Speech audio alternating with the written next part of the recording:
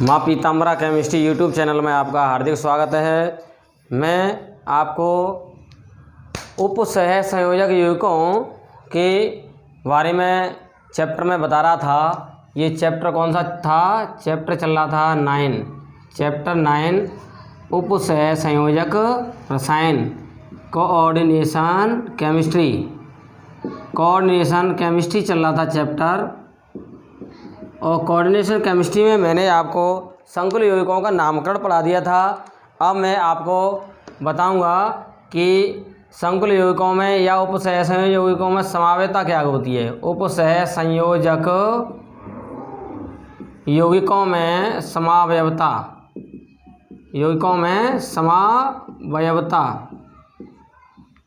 समावयवता क्या होती है? मतलब दो या दो से अधिक संकुल यौगिक जिनके अणुसूत्र समान हो। दो या दो से अधिक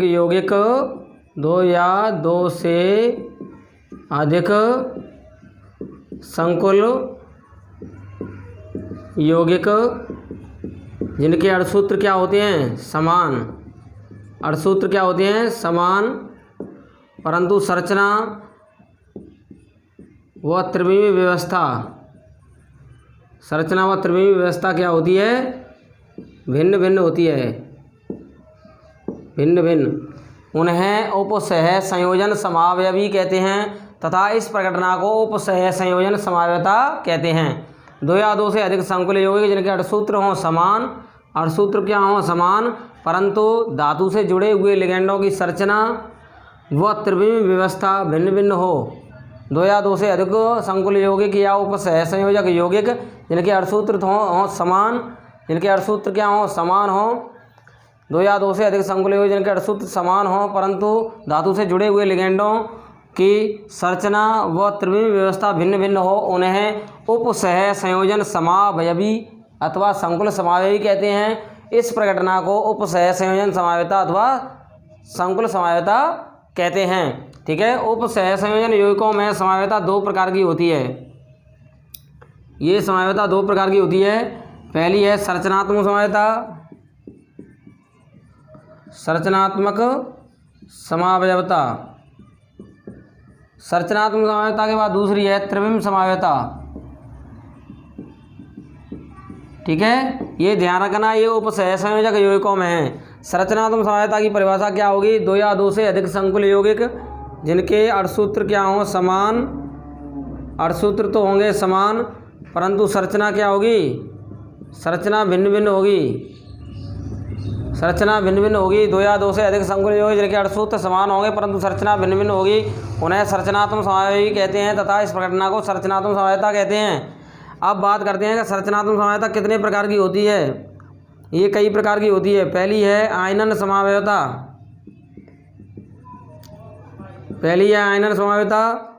दूसरी है हाइड्रेट समावयवता। तीसरी है बंधन या लिंकेज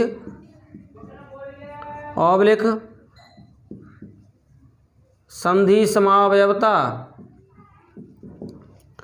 और इसके बाद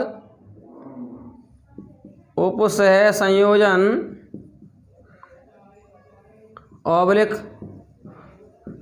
समन्वय समावयवता। इसके बाद लिगेंड समावयवता। ठीक है। और उप सह संयोजन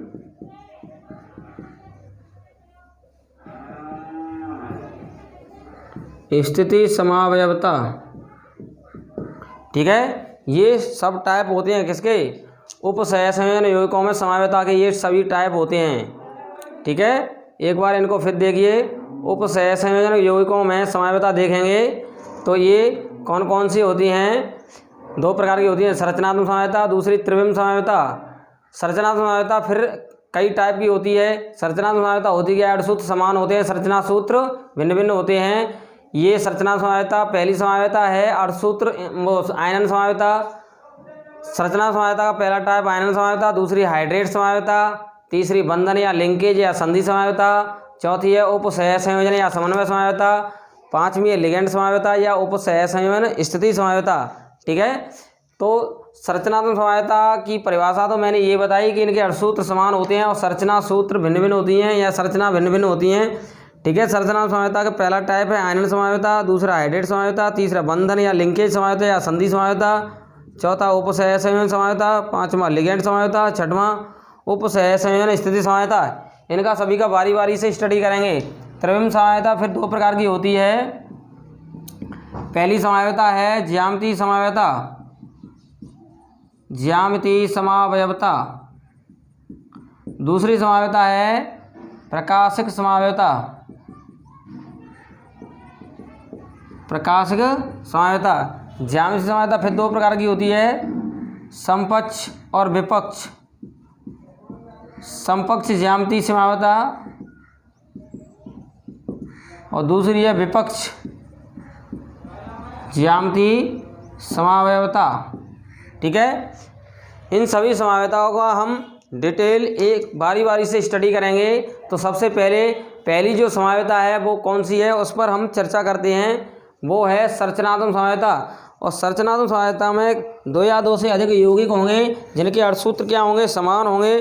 ठीक है, जिनके अर्थसूत्र क्या होंगे, समान होंगे, परंतु संरचना भिन्न भिन्न होंगी, उन्हें संरचनात्मक समावेता कहते हैं। इसमें पहला है आयनन समावेता। पहली कौन सी है, आयनन समावयवता,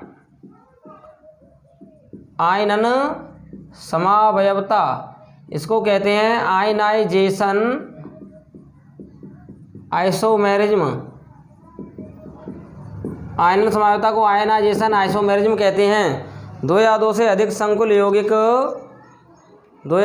संकुल यौगिक जिनके अर्थसूत्र क्या होते हैं, समान होते हैं, परंतु जल में घुलने पर भिन्न भिन्न आयन देते हैं, उन्हें आयनन समावयवी कहते हैं।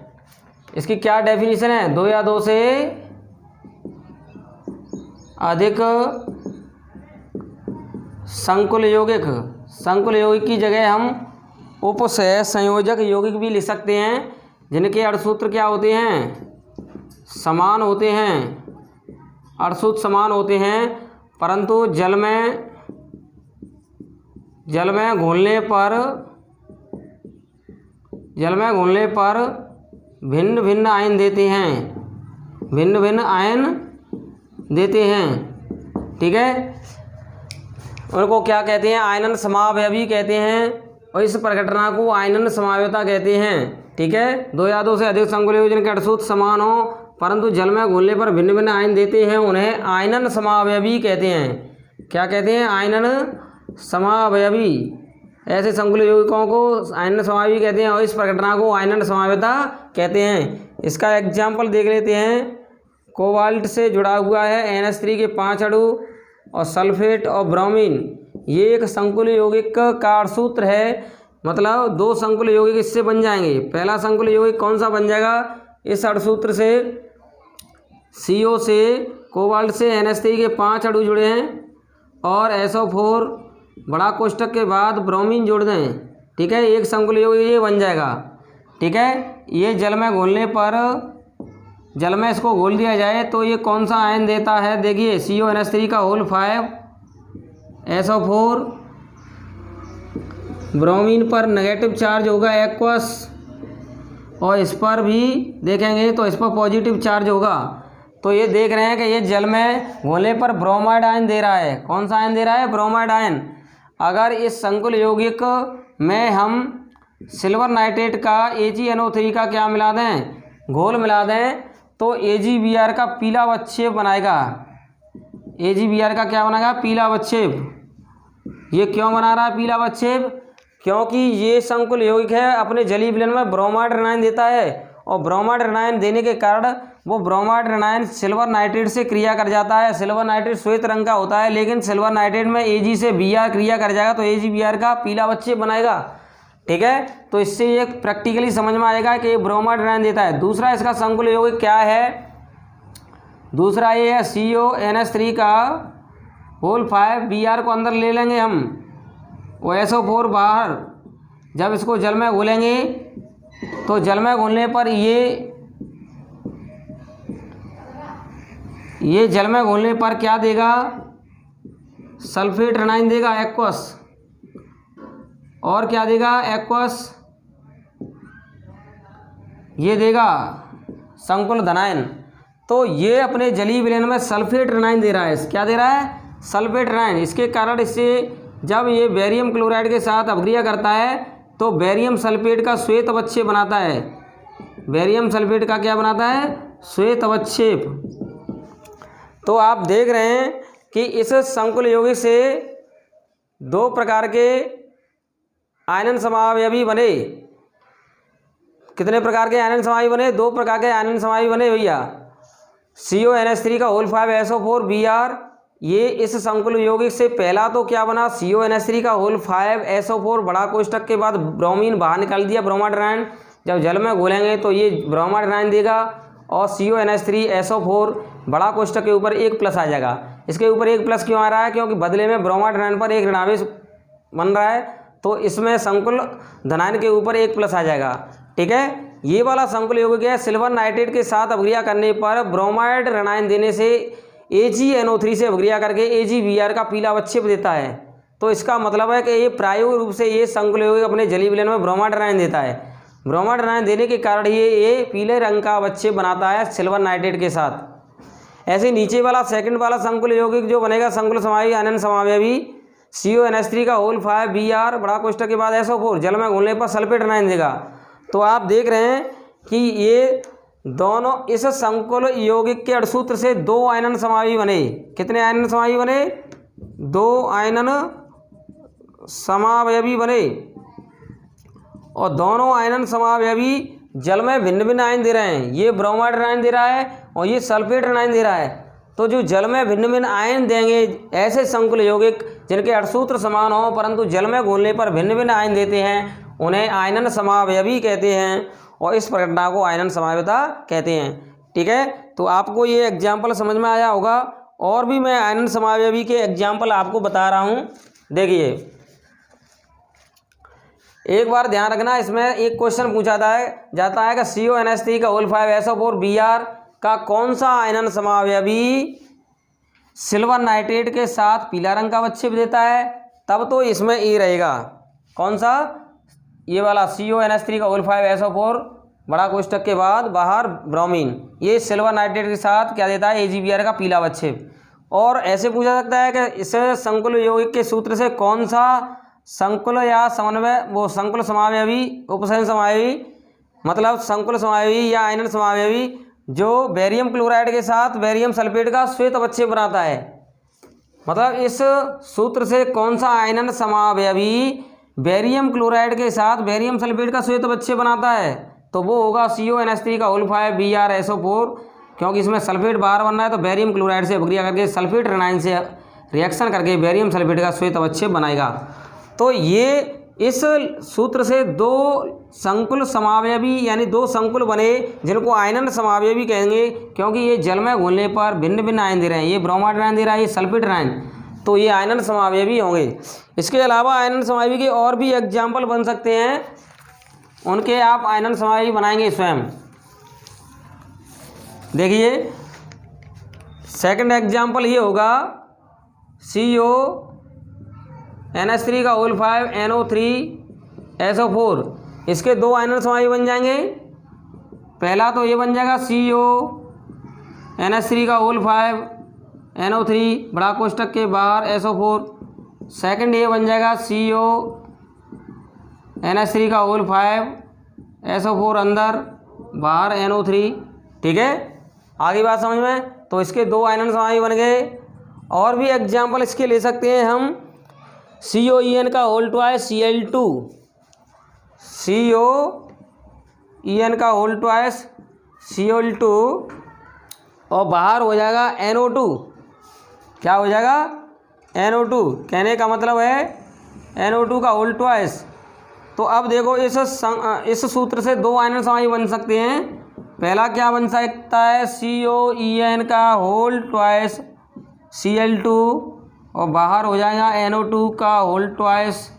और सेकंड वाले से देखेंगे तो क्या बन जाएगा, यहाँ पर एक NO2 ही है। कितना है, एक NO2।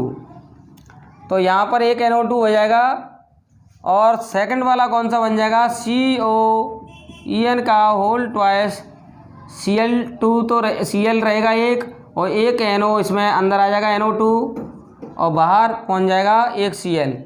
तो देखो ये जल में क्या दे रहा है, नाइट्राइट आयन, ये क्लोराइड आयन जल में विलयन आयन दे रहा है, ऊपर वाला देख रहे हैं सल्फेट आयन नाइट्रेट आयन दे रहा है। तो ये दोनों ही आयनन समावयवी हैं। ओके, तो मैंने आपको ये दोनों के एग्जाम्पल बताए, तो ये आपको समझ में आ गए होंगे। माँ पीताम्बरा केमिस्ट्री यूट्यूब चैनल से ये कोऑर्डिनेशन केमिस्ट्री पढ़ते रहिए। ओके।